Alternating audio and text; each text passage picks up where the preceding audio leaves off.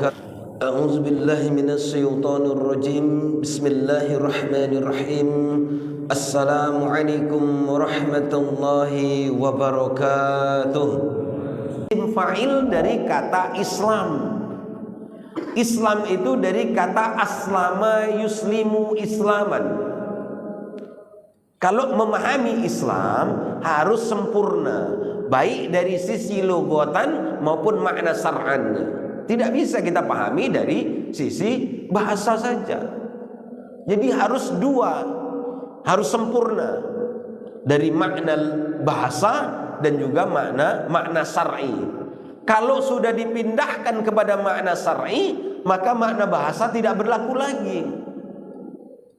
Kan kalau makna bahasa dari sisi logatannya, Islam itu aslama yuslimu islaman, tunduk, patuh, pasrah, berserah diri. Apakah kalau kita sudah tunduk, patuh, berserah diri, apakah kita muslimun? Itu dari makna bahasa. Kita pahami secara makna syar'i, syar'annya, makna tasri'iyahnya. Yang disebut makna syar'annya itu, Pak. Islam itu ad-dinul lazi anzalahu Allahu ala sayyidina Muhammadin sallallahu alaihi wasallam litanzimi ala qatil insani bi rabbih wa bin nafsihi wa bi ghairi banil insan. Ini yang disebut wala tamutunna illa wa antum muslimun. Ya, itu harus kita pahami. Jadi yang disebut muslimun itu maknanya nanti sama dengan surat Al-Baqarah ayat 208. Apa perintah dari Allah? Ya ayyuhallazina amanu dkhulu fis-silmi kafah wala tamutunna illa wa antum muslimun. Sudah diingatkan, jangan kalian mati sebelum kalian ini menjadi muslim yang kafah.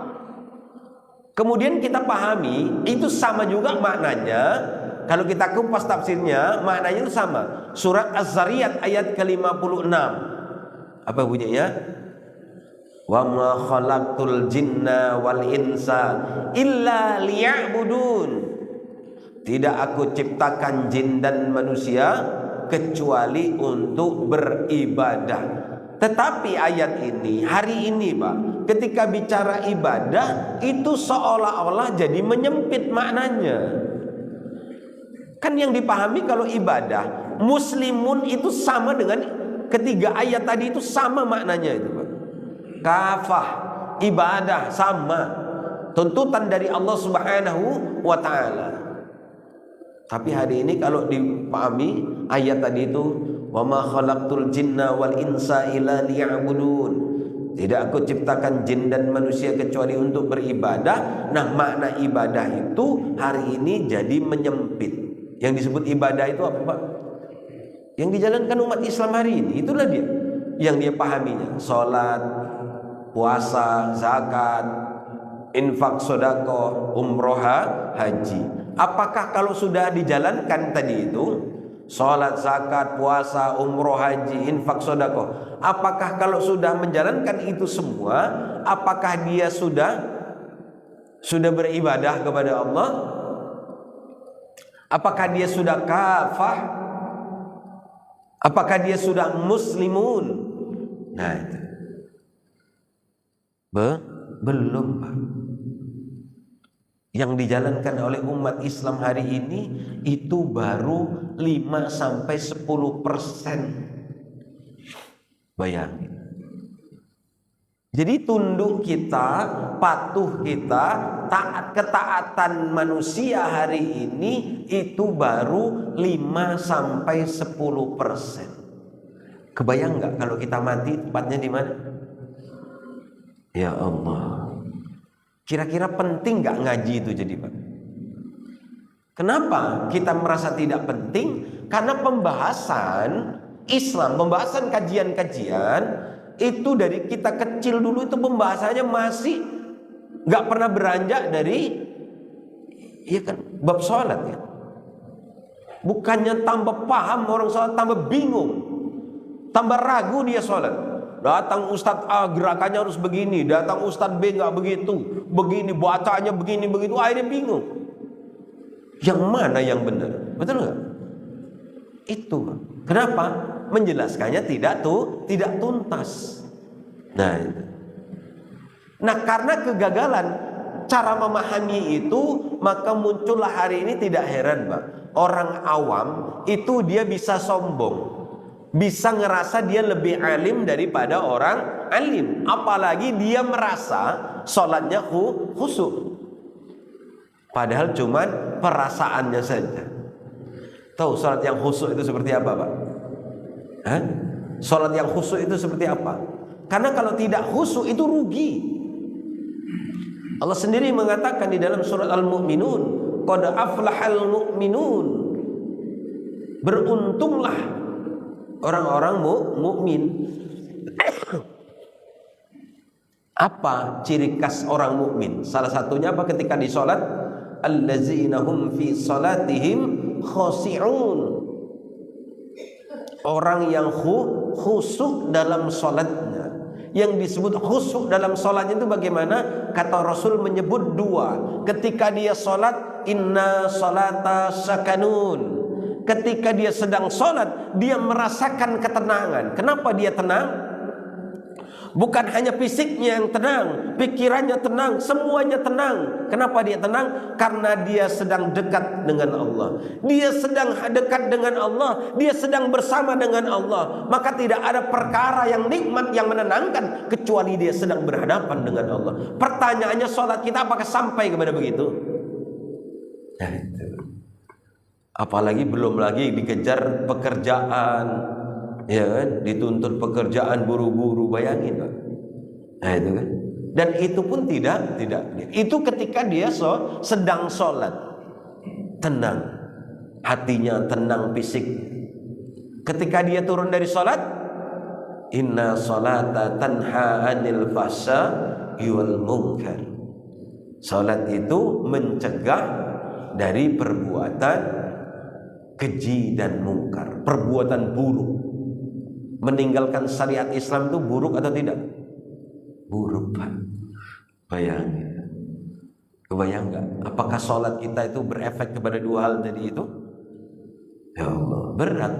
Kenapa nggak bisa berefek itu? Karena cara memahami Islam itu butuh diperbaiki, Pak. Memahami Islam, kita belajar Islam tuh bingung dari mana. Kesalahannya umat Islam, belajar Islam langsung kepada tafsil.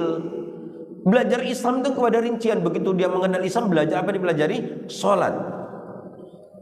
Belum lagi gurunya mengatakan nanti di yaumil qiyamah yang dihisab itu sholatnya.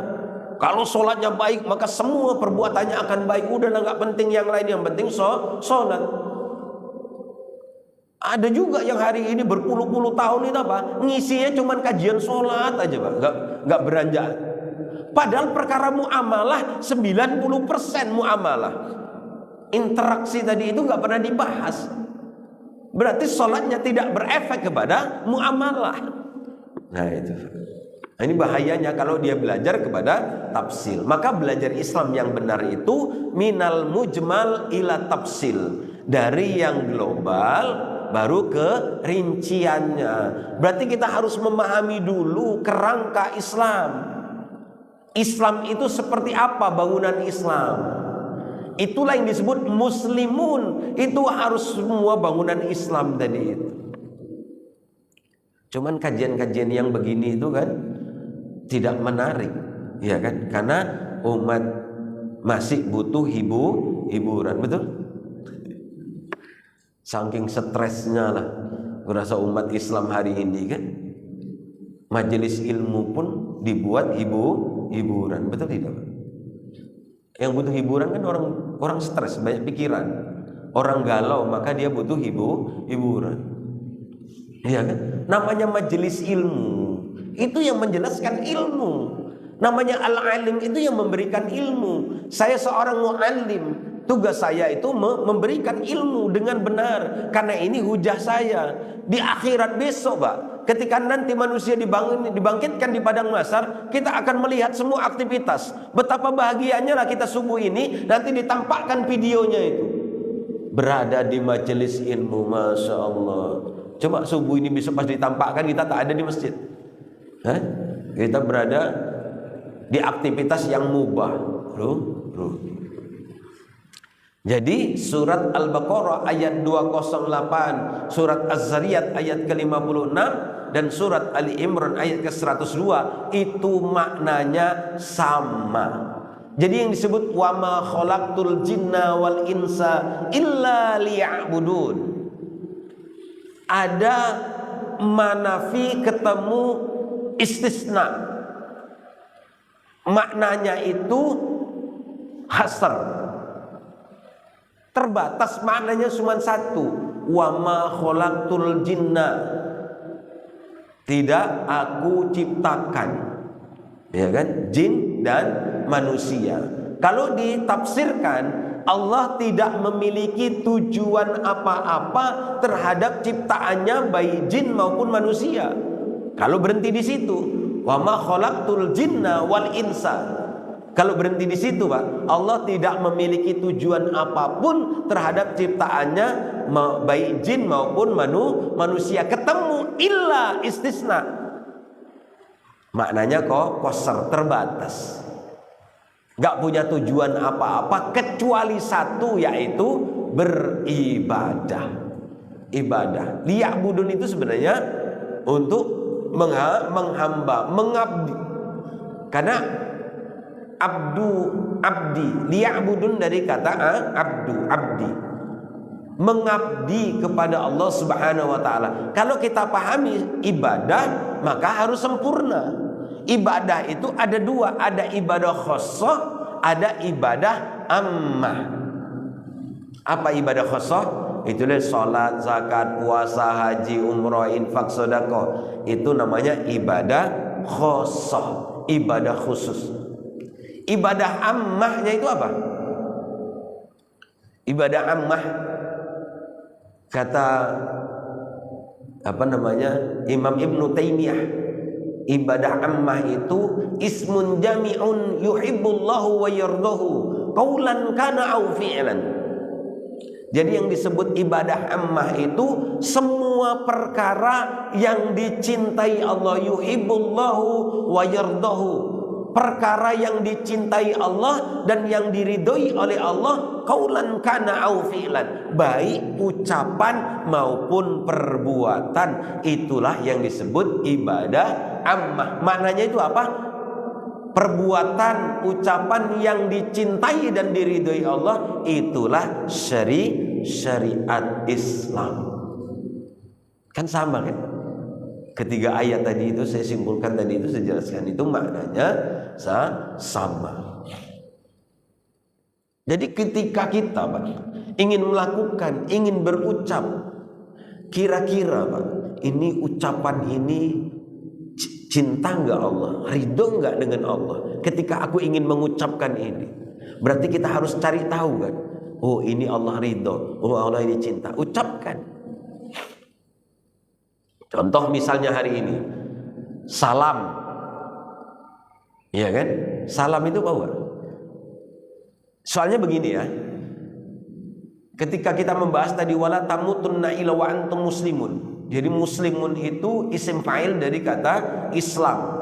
Islam dari kata aslama yuslimu islaman. Ada yang memaknai Islam itu artinya apa?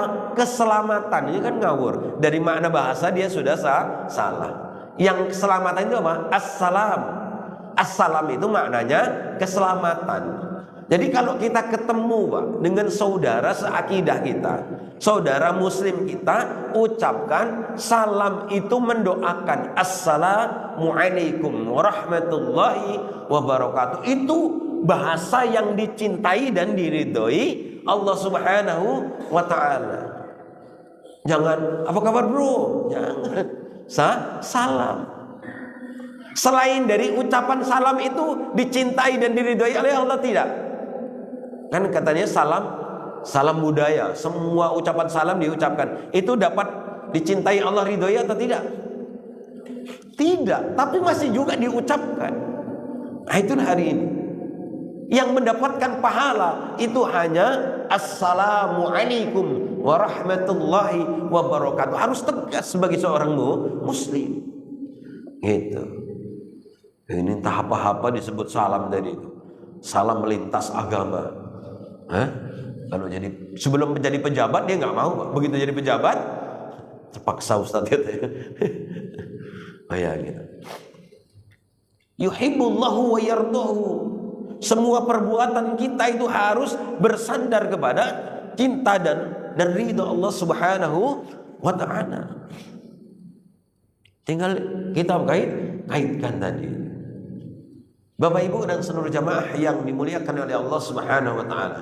Kemudian yang disebut muslimun dari makna bahasa tadi itu kita sudah jelaskan. Sekarang kita makna syar'inya. Ya, makna syar'inya itu ini menuntut kita, Pak, untuk udkhulu fis-silmi kafah.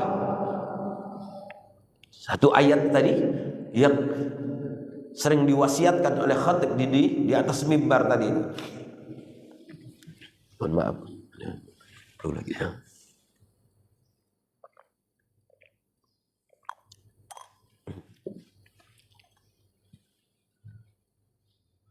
Jadi muslimun ya, dari makna syar'inya itu litanzimi ad-dinul lazi anzalahullah.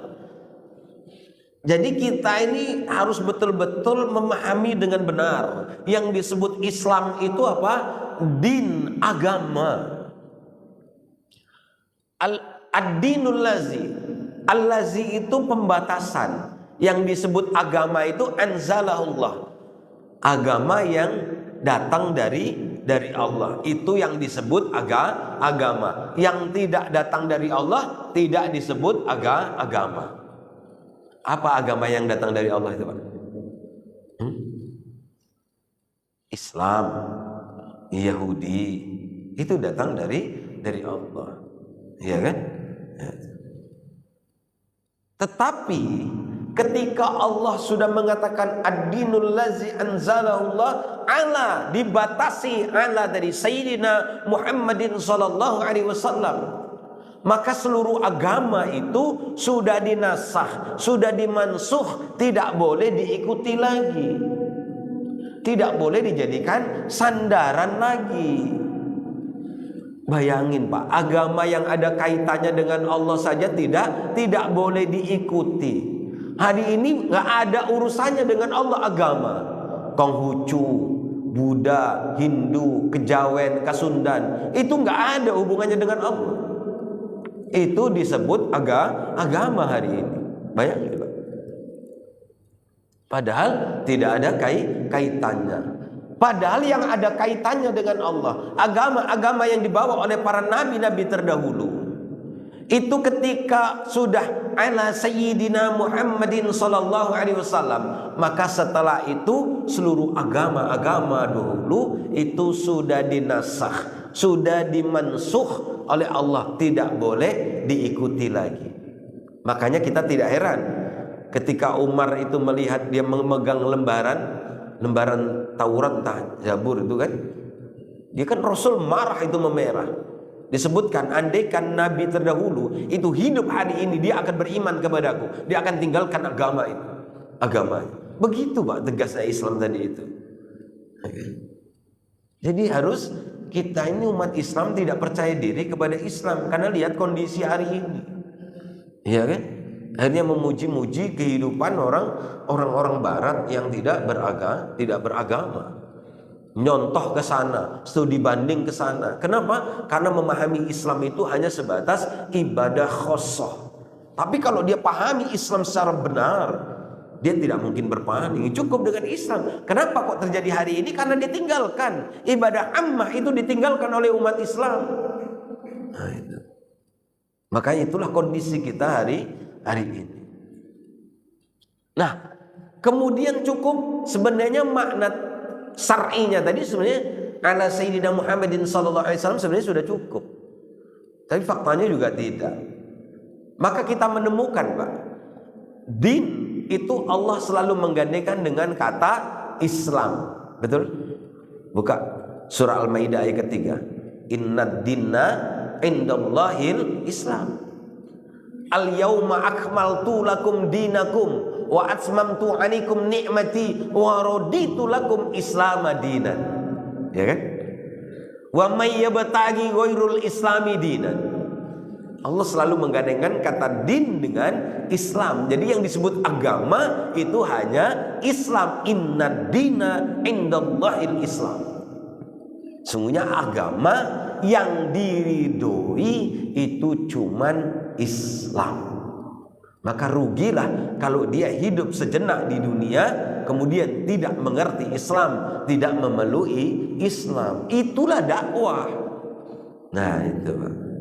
Maka siapa saja yang dia mau berpikir, ya, dia mau mencari, pasti menemukan kebenaran Islam. Siapa saja, Pak. Dia mikir, dia mau mikir, dia mencari, pasti ketemu dengan Islam. Kenapa? Karena kitab-kitab terdahulu itu pasti mengantarkan kepada Al-Quran. Sudah pasti itu, Pak. Kalau mau fair, cari kitabnya yang benar, yang asli tadi itu, pasti mengantarkan kepada Al-Quran. Nah, lalu kemudian litanzimi yang disebut Islam tadi mengatur seluruh aspek kehidupan, Pak. Islam itu mengatur seluruh aspek kehidupan. Perhatikan makna syar'annya. Litanzimi ala qatil insani bi rabbih. Jadi Islam itu mengatur dalam aspek hubungan manusia kepada Allah, aspek ibadah manusia kepada Allah. Itu yang disebut ibadah khosoh tadi itu. Litanzimi ala qatil insani bi rabbih. Aturan dari Allah kepada manusia secara individu. Sholat, puasa, zakat, sedekah, infak, saum, haji. Itu namanya aturan individu, fardiyah. Cukup? Tidak. Wa binafsihi. Ternyata Islam itu juga mengatur wa binafsihi. Aturan antara manusia dengan dirinya. Pakaian, minuman, makanan, akhlak. Bagaimana cara minum, bagaimana sumber minum, makanan, bagaimana cara mengambil makan, bagaimana cara makan, sumber makan. Semua itu diatur di dalam Islam. Kalau kita tadi misalnya dalam perbuatan tadi itu sesuai, maka itu yang disebut ibadah. Liya'budun. Cara berpakaiannya sesuai dengan syariat, maka berpakaiannya ibadah, berpahala. Nah, itu surat Az-Zariyat ayat ke-56. Minum. Minumnya dengan tangan kanan. Minumnya tidak berdiri. Baca bismillah. Maka minum itu liya'budun. Maka minumnya ibadah, berpahala. Tapi pastikan makanan dan minuman itu harus halalan thayyibah. Halal dan juga baik. Tidak cukup halal saja. Yang harus membuat efek kesehatan. Makanan juga begitu, halal dan juga baik. Akhlak. Kalau litanzimi ala qatil insani bi rabbihi wa bi nafsi, itu di Al-Qur'an, Pak, kurang lebih 5 sampai 10%. Bayangin, Pak, kita bertungkus lumus zikir tuh mau sampai jutaan gitu sehari itu. Mau baca Al-Quran berjuz-juz kita itu masih 5 sampai 10%. Mau sholat kita itu mau 1 juta rakaat satu hari, itu masih 5 sampai 10%. Mau kita infak, mau kita umroh, haji setiap tahunnya, itu baru 5 sampai 10%. Mau kita infak kita sebanyak itu baru 5 sampai 10% saja dia masuk ke dalam Islam. Padahal perintahnya udkhulu bisilmi kafah. Kebayang gak, Pak? Orang yang mati tapi dia gak mengerti itu. Inilah rasa syukur tadi itu. Allah pertemukan kita bisa bermuajah di subuh ini. Itu bukan kebetulan, tidak. Semua itu dalam rencana Allah. Pertanyaannya, kita mau mengambil ibrah itu atau tidak, bersyukur atau tidak pertemuan kita subuh kita ini.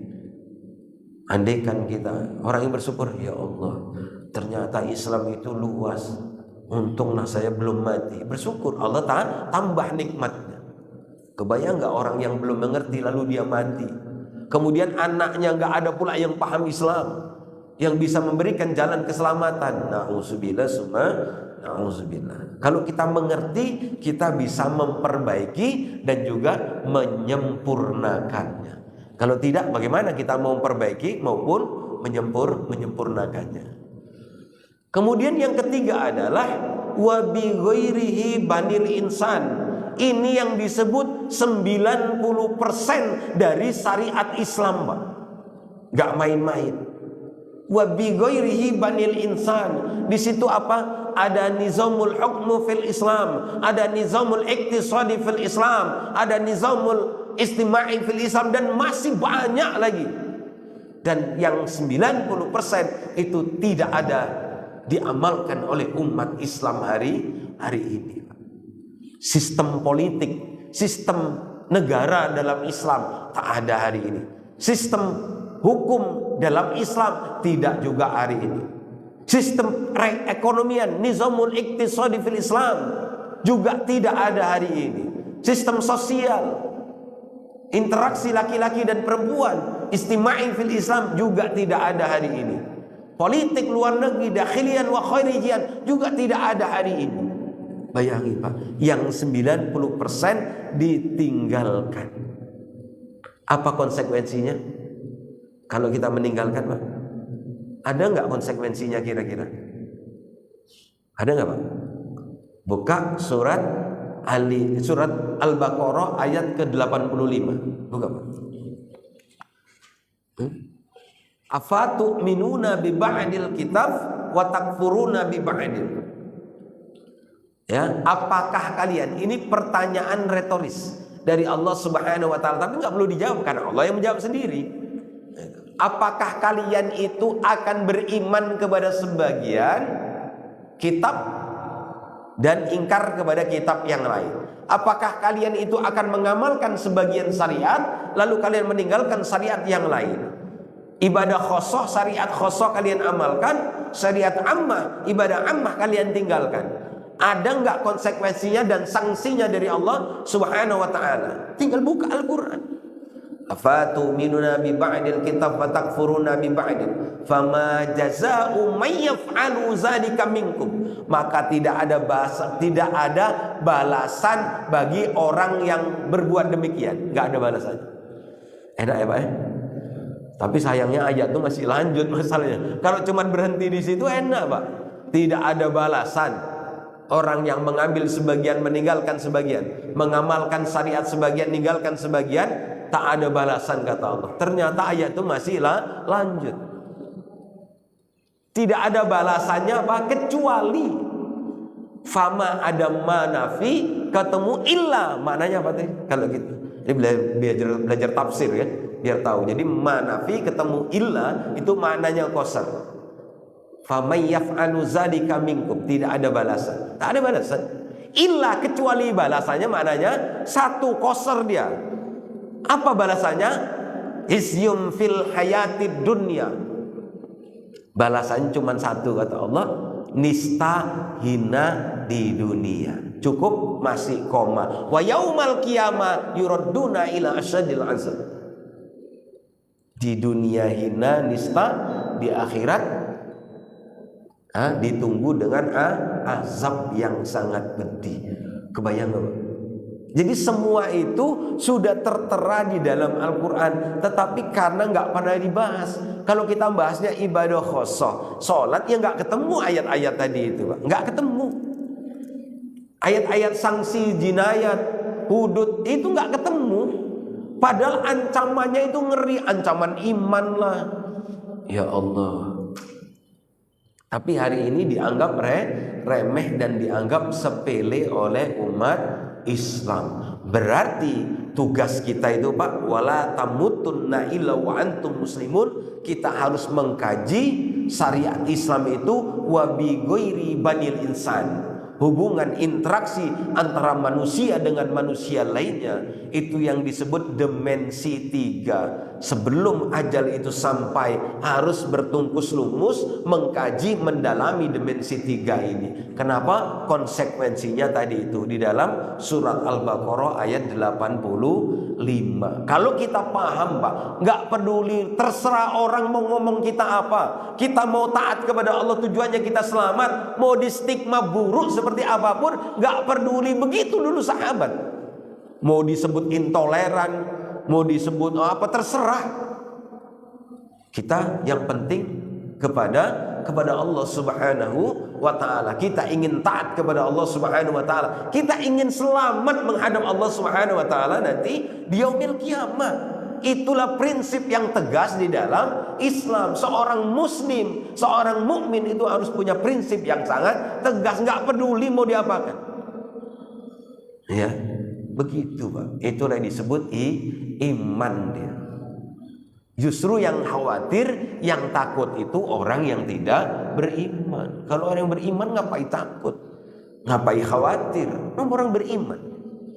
Justru kita khawatir orang yang tidak menerima syariat Islam secara kafah, itu yang kita khawatirkan. Bagaimana nasibnya nanti dia kembali kepada Allah, apalagi dia menolak dari dakwah. Jadi Pak, wa bi ghairi banil insan itu nggak cukup usia kita bahas, harus dikaji. Makanya harus terus lanjut kajian di masjid ini membahas hudud jinayat, karena itu sanksinya ngeri-ngeri Pak. Kalau kita baca Al-Quran tuh ya Allah, bagi yang paham ngeri kali sanksinya itu. Ada yang sanksinya itu apa? Iman Pak. Contoh misalnya, kalau ada orang yang berzina Pak, siapa yang berdosa? Ya, sebut dulu. Kalau ada orang berzina, siapa yang berdosa? Yang berzina, kan begitu kan Pak? Pemahaman umat Islam kan begitu hari ini. Kalau ada orang yang berzina, maka yang berdosa itu yang berzina. Betul kan? Kan begitu pemahaman umat Islam hari ini. Benar atau salah itu? Kalau ada ustadz mengatakan begitu, benar atau salah itu? Salah Pak. Coba kembalikan kepada Al-Quran. Jangan ngarang. Kalau ada orang yang berzina, yang berdosa itu semua umat Islam ini berdosa Pak. Kan kita seolah-olah, tengok, ada di Batam ini ada nggak berzinahan? Merajalela kan? Nah itu siapa yang berdosa? Nah kita buka surat An-Nur ayat kedua Pak. Silakan buka surat An-Nur ayat kedua. Az-zaniyatu waz-zani fazridu kulla wahidin minhumma mi'atan jaldah wa la ta'khuskum bihima ra'fatun fi dinillahi in kuntum tu'minuna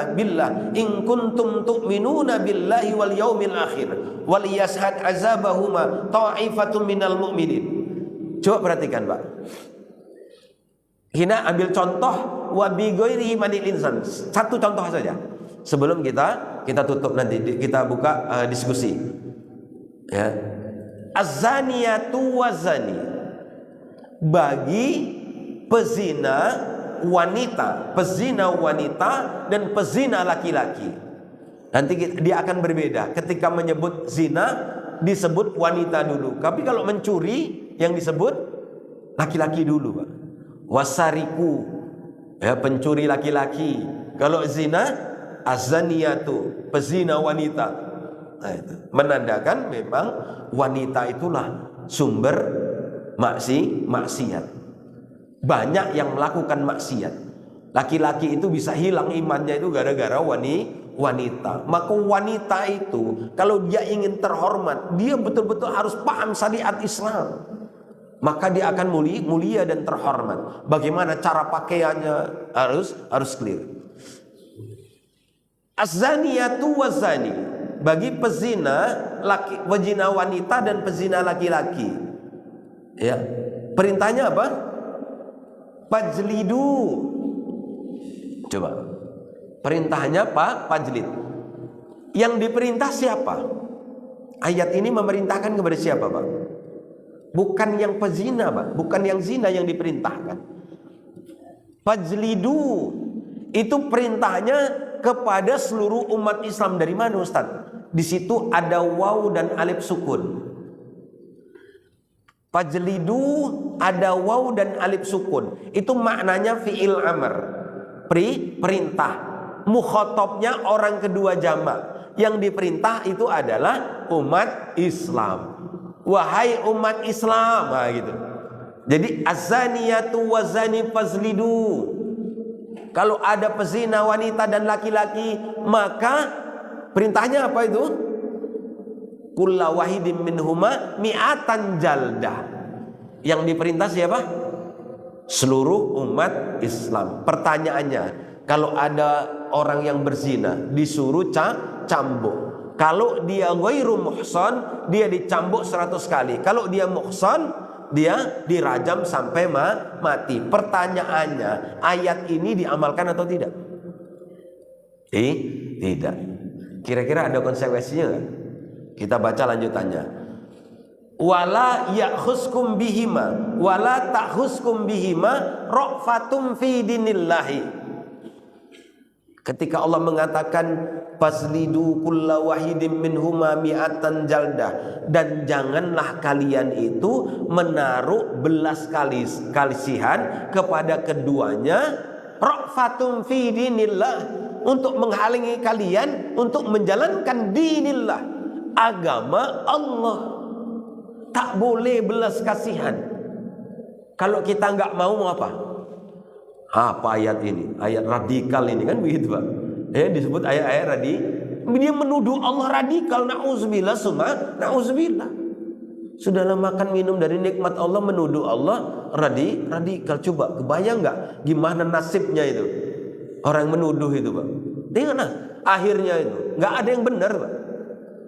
Orang yang menuduh-nuduh tadi, syariat-syariat tadi itu membawa kehancuran dan seterusnya, itu sama seperti menuduh Allah kalau Allah itu nggak becus buat aturan. Itu sama seperti begitu. Nauzubillah summa nauzubillah. Wala ta'huskum bihima ra'fatum fi dinillah. Janganlah kalian itu menaruh belas kasihan kepada keduanya untuk menghalangimu menjalankan agama Allah. Kalau kita nggak mau apa? Ini yang paling mengerikan. Korinahnya itu apa? Ancamannya iman. In kuntum tu'minuna billahi wal yaumil akhir. Jika kalian masih punya iman kepada Allah dan hari akhir. Ancamannya iman, nggak main-main, Pak, ayat itu. Bayangin, kalau kita nggak jalankan, kata Allah, kalau kalian nggak punya iman ya nggak apa-apa, nggak usah jalankan. Begitulah terjemahan bebasnya. Ya Allah, ngeri kan, Pak? Satu ayat kita tadaburi, surah Ali Imran 102 itu mengait kemana-mana, Pak. Nah, itu bisa ya seluruh isi Al-Quran itu. Wala tamutunna illa wa antum muslimun, berarti itu seluruh isi Al-Quran harus kita bahas secara tuntas. Gitu dia. Karena di situ perintah dan larangan. Waliyashhad azabahuma ta'ifatum minal mu'minin, dan hendaklah pelaksanaan itu, hukuman mereka itu harus disaksikan dengan sekumpulan orang-orang yang beriman. Satu ayat ancamannya iman. Ya Allah, masih kita ini melenggang mengaku seorang muslim, padahal kita ini mengabaikan begitu banyak perintah dan larangan Allah Subhanahu wa ta'ala. Maka itu tidak cukup kita duduk sekali ngaji, tak cukup. Sampai kapan? Sampai mati. Allah Subhanahu wa ta'ala. Maka itu tidak cukup kita duduk sekali ngaji, tak cukup. Sampai kapan? Sampai mati. Maka supaya terrealisasi. Ketika kita merealisasikan itu, maka insya Allah kita pulang dengan ridho Allah Subhanahu wa ta'ala. Bapak Ibu dan seluruh jamaah yang dimuliakan oleh Allah Subhanahu wa ta'ala, itu secara mujmal yang kita bahas tadi itu. Untuk rinciannya tafsilnya harus dikaji secara mendalam. Insya Allah di sini ada Buya Khairus Saleh yang akan bisa menjelaskan. Banyaklah guru-guru di sini yang akan bisa menjelaskan secara rinci. Kalau saya buat PowerPoint-nya, Pak, supaya gampang orang kita belajar gitu. Dibuat PowerPoint-nya, dalilnya, rinciannya. Jadi belajar itu tidak sulit. Bisa kita pahami walaupun di usia berapapun kita mau baru belajar Islam, insya Allah bisa memahami dengan baik dan benar. Baik Bapak Ibu dan seluruh jamaah yang dimuliakan oleh Allah Subhanahu wa taala, sebelum kita tutup karena waktu masuk suruk, silakan sebelum kita tutup silakan kalau ada yang mau Bapak Ibu diskusikan. Tafadhol.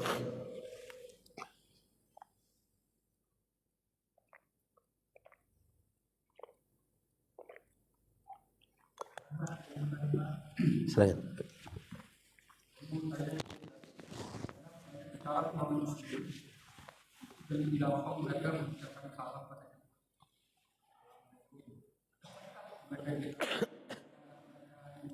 Ya. Mengucapkan salam yang tidak lengkap. Non muslim. Oh ya. Baik. Non muslim itu mengucapkan salam itu bentuk pelecehan, Pak. Kata Rasul begitu.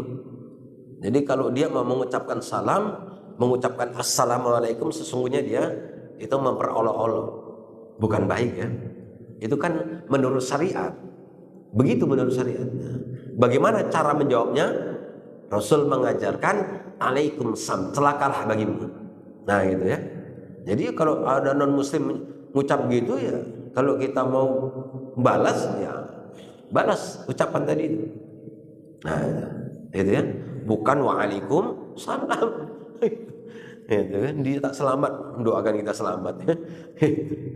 Itu ya. Apa gitu syariat Islam mengajarkan kepada kita. Jadi jangan dibalas dengan balasan yang benar. Waalaikumsalam. Begitulah Rasul menyampaikan. Gitu ya. Allah alam. Silakan kalau ada lagi.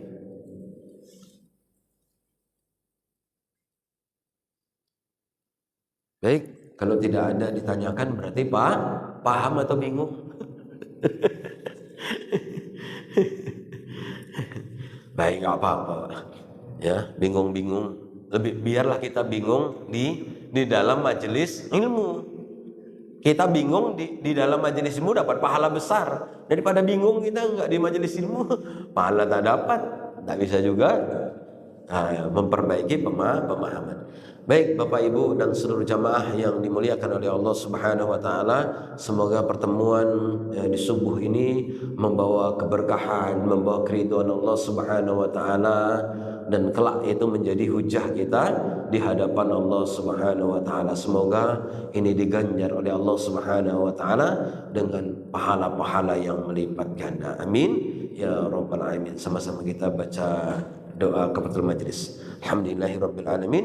Subhanakallahu wa bihamdika asyhadu an la ilaha illa anta astaghfiruka wa atubu ilaik. Wallahu a'lam bishawab. Wal afu minkum. Assalamualaikum warahmatullahi wabarakatuh.